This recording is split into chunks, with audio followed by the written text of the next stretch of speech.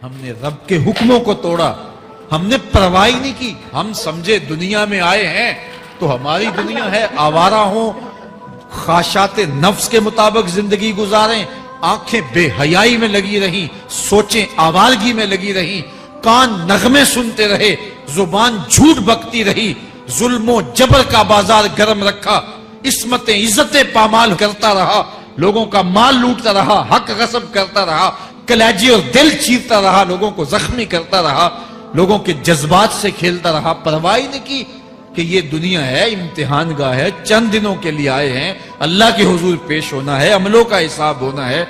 اب جب وہ دیکھیں گے کہ ہمارے ساتھ کیا ہونے والا ہے تو ان کے چہرے پہلے بگڑ جائیں گے.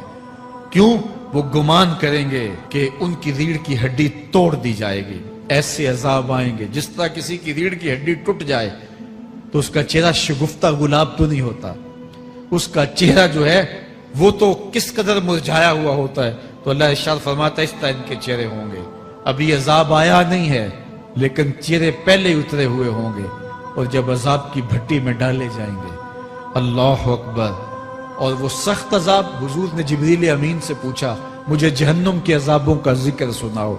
عرض کی حضور سب سے ہلکے عذاب کی کہانی سناتا ہوں، اور وہ یہ کہ جہنمی کے پاؤں میں آگ کا جوتا رکھا جائے گا، باقی پورا بدن اس کا سلامت ہوگا. یہ سب سے ہلکے عذاب کی کیفیت ہے. اب پاؤں میں آگ کا جوتا ہوگا، حدت، گرمی، شدت اتنی ہوگی کہ دماغ پگھل کے ناک اور کانوں کے راستے سے باہر آ جائے گا. پاؤں میں رکھے ہوئے جوتے کی گرمی دماغ کو ایسے چڑھے گی کہ وہ پگھل جائے گا اور ناک اور کانوں کے راستے سے باہر آ جائے گا. تو اللہ کے عذاب کے خوف سے چہرے بگڑ جائیں گے، حالت سلامت نہیں رہے گی. یہ بات ذہن میں رکھیں کہ اللہ جس کو جہنم میں ڈالے گا اس کو اس صورت میں نہیں ڈالے گا. یہ محمدی صورت ہے، یہ شکل اس کی چھین لی جائے گی اور اس کی شکل بڑی کر دی جائے گی. اس کا ایک ایک دانت احد پہاڑ جتنا ہوگا. احد پہاڑ کا پھیلاؤ 15 کلومیٹر پہ ہے. 15 کلومیٹر کا ایک دانت اور 32 دانت کتنے ہوں گے تو منہ کتنا بڑا ہوگا. اس کو اتنا بڑا اس لیے کیا جائے گا تاکہ وہ عذاب کی تکلیف زیادہ سہے. 70 گز موٹی کھال ہوگی اور کھال جل جائے گی تو اللہ قرآن میں فرماتا ہے ہم نئی کھال دے دیں گے تاکہ عذاب کی تکلیف اس کو گوارا کرنی پڑے. پھر چیخے گا، چلائے گا، ہائے مجھے پانی دو، پانی دو، پیاس کی شدت ہے. 70 سال تک تو اس کی کوئی آواز ہی نہیں سنے گا. 70 سال کے بعد داروغہ جہنم چیخ کر کہے گا کیا مانگتا ہے؟ وہ بولے گا مجھے پانی چاہیے. کہا جائے گا تو بے بھی ملتا ہے پانی. پھر داروغہ جہنم اسے پانی دے گا. کوکا کولا کی بوتل دے گا یا پیپسی تھما دے گا یا منرل واٹر کی بوتل دے گا؟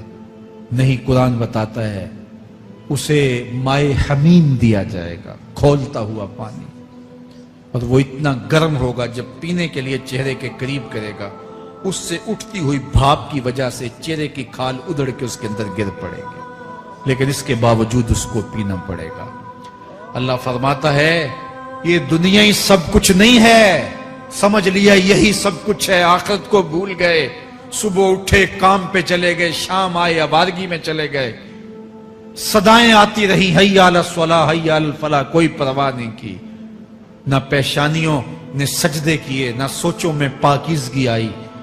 زندگی یوں گزار کے چلے گئے. ایسے نہیں، کہا ایک وہ ہوں گے جن کے چہرے شگفتہ گلاب ہوں گے، ایک وہ ہوں گے جن کے چہرے بگڑے ہوئے ہوں گے. اللہ اکبر. کلا اذا بلغت التراقی. یہ تو قیامت کا منظر ہے نا، قیامت سے قبل بھی ایک منظر ہے. اللہ اس منظر کو بھی بیان کر رہا ہے. کلا اذا بلغت التراقی. ہاں جب جان گلے کو پہنچ جائے گی. اے انسان تیرے اوپر وہ گھڑی بھی آنے والی ہے، وہ وقت بھی آنے والا ہے جب سانس اس ہنسلی میں اٹک جائے گا، جب سینے سے بھی سانس اوپر چلی گئی. اب ڈاکٹر بھی لا علاج قرار دے رہے ہیں کہ اب علاج نہیں رہا ہے، جان بس اب نکلنا چاہ رہی ہے. اور کہا جائے گا کوئی جھاڑ پھونک والا بلاؤ. اب ڈاکٹر ان کا جواب دے اب سانس اٹک گئی گلے میں، چند لمحوں کی مہمان ہے. اب ڈاکٹر نے کہا اب ہماری جانب سے لا علاج ہو گیا، اب لے جاؤ اس کو گھر یا وینٹیلیٹر پہ ڈال دیتے ہیں اس کو. بس اب ہماری جانب سے کوئی اس کا علاج نہیں ہے. اب گھر والے روتے ہیں, کہتے ہیں کوئی جھاڑ پھونک والا لاؤ, کوئی دم والا لاؤ, شاید وہ کوئی دم کرے تو اس کی جان میں جان آ جائے. ڈاکٹروں نے تو لا علاج قرار دے دیا. وَظَنَّ عَنَّهُ الْفِرَاقُ. اللہ فرماتا ہے یہ تو جھاڑ پھونک والے کو ڈھونڈ رہے ہیں, لیکن جس کی سانس یہاں اٹکی ہے وہ سمجھ گیا ہے اب موت آ گئی ہے. اس کو یقین ہو گیا ہے کہ اب موت کے لمحے آ گئے ہیں, اب میں بچ نہیں پاؤں گا. اب آنکھیں تاڑے لگی ہوئی ہیں. وَالْتَفَّتِ السَّاقُ بِالسَّاقِ. پنڈلی پہ پنڈلی چڑھ رہی ہے. جب موت آ جاتی ہے تو پھر پنڈلی سے پنڈلی لپٹ جاتی ہے, اس کو پھر جدا کرتے ہیں اور جدا کر کے دونوں انگوٹھے باندھ دیتے ہیں تاکہ پنڈلی کے اوپر پنڈلی نہ چڑھے. اللہ وہ منظر بیان کرتا ہے, صاحب یہ وقت آنے والا ہے جب دونوں انگوٹھے باندھ دیے جائیں گے, جب ناک میں روئی ٹھونس دی جائے گی, جب چٹے لباس میں کفن دیا جائے گا, جب غسال کے سامنے بے بس پڑے ہوں گے, وہ چاہے یہ بازو اٹھائے چاہے یہ بازو اٹھائے, گرم پانی ڈالے یا سرد پانی ڈالے, جب بس پڑے ہوئے ہوں گے جو ہے وہ غسل دینے والوں کے, اور ناک میں روئی ہوگی اور دونوں انگوٹھے آپس میں بندے ہوں گے. یہ محل, یہ ماڑی, یہ کوٹھیاں, یہ بنگلے جس کو سویر شام لگ کے حلال حرام کی تمیز کیے بغیر بنایا تھا, غوث اعظم رضی اللہ تعالیٰ عنہ بولے مکان بنا رہا ہے, بسیں گے اور حساب تو جا کے دے گا. اور یہ تو ایک رات بھی تجھے اس گھر کے اندر نہیں رکھیں گے کہ چلو ایک رات مہمان رکھ لیں. کہتے ہیں نہیں نہیں, مہمانوں نے بھی جانا ہے تو جلدی کرو, اس کو سپرد کراؤ. وہ تو تیرا لباس بھی پھاڑ کے اتاریں گے, خود غسل دینے کے لیے تیار بھی نہیں ہے. تجھ سے خوف آنے لگا ہے, جاندی واری ڈرونا بنے ہوتے, ہاتھ نہ لاندے ڈر دے, جنہ لئی تو پاپ کمائے اج کتھے نہیں تیرے کر دے. آج تو وہ تیرے ساتھ تجھے غسل دینے کے لیے آمادہ نہیں ہے. وَالْتَفَّتِ السَّاقُ بِالسَّاقِ. جب پنڈلی پہ پنڈلی چڑھنے لگ جائے گی, إِلَىٰ رَبِّكَ يَوْمَئِذٍ الْمَسَاقُ. اس دن تیرے رب کی طرف ہی لوٹ کے جانا ہے. فَلَا صَدَّقَ وَلَا صَلَّىٰ.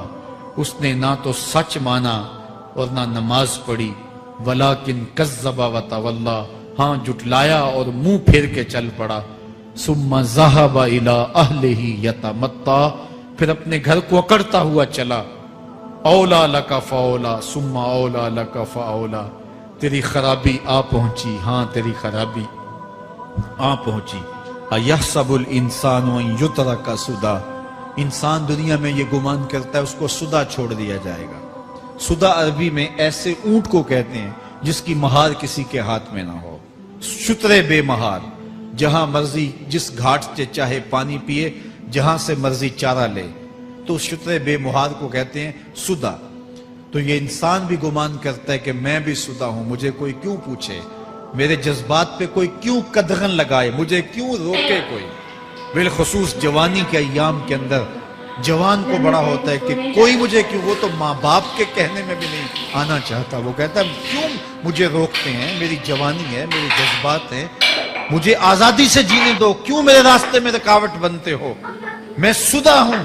اللہ فرماتا ہے نہیں, ایک اونٹ تو سدا ہو سکتا ہے, جس کو میں نے اشرف المخلوقات بنایا ہے اس کو تو سدا نہیں چھوڑوں گا, اس کو تو پابند بناؤں گا حکام کا.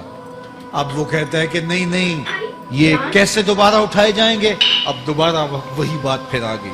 الم یکن نطفۃ من منی یمنی. اللہ